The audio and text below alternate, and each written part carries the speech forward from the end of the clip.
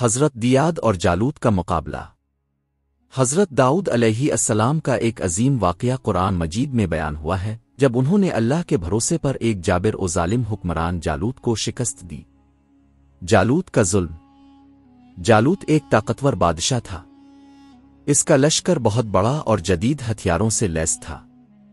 اس نے بنی اسرائیل کو غلام بنا رکھا تھا اور ان پر ظلم ڈھاتا تھا۔ اس وقت بنی اسرائیل کی قیادت طالوت کے پاس تھی۔ اس نے اپنی فوج جمع کی اور جالوت کے خلاف نکل کھڑا ہوا۔ حضرت دیاد کا شامل ہونا۔ حضرت داؤد علیہ السلام اس وقت جوان تھے۔ وہ ایک چھوٹی سی غالیل چلانا جانتے تھے۔ ان کی اصل طاقت ان کا ایمان، ہمت اور اللہ پر بھروسہ تھا۔ جب دونوں فوجیں آمنے سامنے ہوئیں تو جالوت اپنے بڑے لشکر کے ساتھ آگے آیا اور غرور سے للکار کر بولا، کیا تم میں کوئی ہے جو میرا مقابلہ کرے؟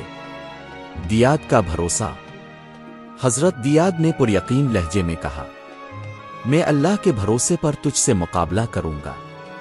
لوگ حیران رہ گئے، ایک نوجوان صرف غلیل کے ساتھ کس طرح ایک عظیم بادشاہ اور اس کے لشکر کا مقابلہ کرے گا؟ لیکن حضرت دیاد کو یقین تھا کہ فتح صرف اللہ دیتا ہے۔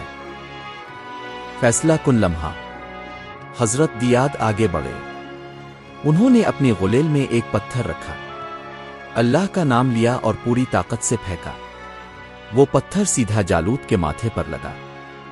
جالوت زمین پر گرا اور وہیں مر گیا۔ جالوت کے مرنے کے بعد اس کا لشکر ٹوٹ گیا اور بھاگ کھڑا ہوا۔ اللہ کا انعام۔ اس فتح کے بعد حضرت دیاد کی عزت اور مقام بڑھ گیا۔ اللہ تعالیٰ نے انہیں حکمت، علم اور بعد میں بادشاہت عطا کی۔ ان کی زندگی اس بات کی نشانی بن گئی کہ اصل طاقت ہتھیاروں میں نہیں بلکہ ایمان اور اللہ پر یقین میں ہے۔ سبق: اصل قوت اللہ پر بھروسہ ہے، نہ کہ ظاہر کے ہتھیار۔ ایک جوان کا ایمان بڑے سے بڑے دشمن کو گرا سکتا ہے۔ ظالم کتنا ہی طاقتور کیوں نہ ہو، اللہ کے حکم سے وہ مٹ جاتا ہے۔ حضرت داؤد علیہ السلام اور جالوت کا واقعہ ہمیشہ کے لیے یہ سبق دیتا ہے کہ اللہ کی مدد کے ساتھ چھوٹی سی قوت بھی بڑے سے بڑا دشمن گرا سکتی ہے۔